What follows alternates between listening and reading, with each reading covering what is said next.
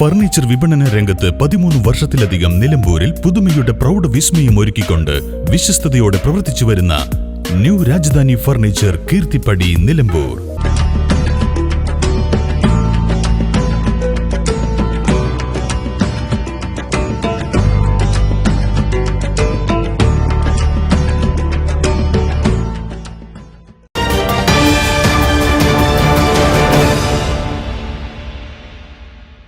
കാളികാവ് അഞ്ചുച്ചുവടി പരിയങ്ങാട് പുഴയിൽ മീൻ പിടിക്കുന്നതിനിടെ യുവാവിനെ പുഴയിൽ വീണ് കാണാതെയായി.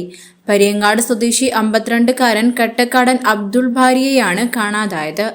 ഇന്നലെ രാത്രി 10:30-യോടെയാണ് സംഭവം. പരിയങ്ങാട് അണക്കെട്ടിനു സമീപത്താണ് സംഭവം.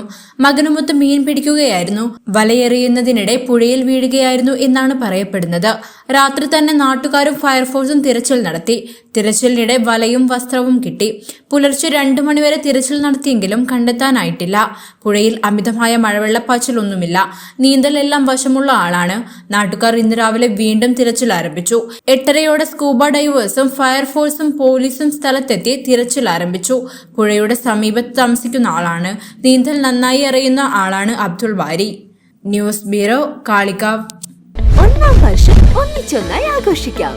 1000 രൂപയുടെ മുകളിൽ പർച്ചേസ് ചെയ്യുന്നവരിൽ നിന്നും നറുക്കെടുപ്പിലൂടെ തിരഞ്ഞെടുക്കുന്ന 50 ഭാഗ്യശാലികൾക്ക് ഓരോ ഗോൾഡ് കോയിനുകൾ വീതം സ്വന്തമാക്കാം.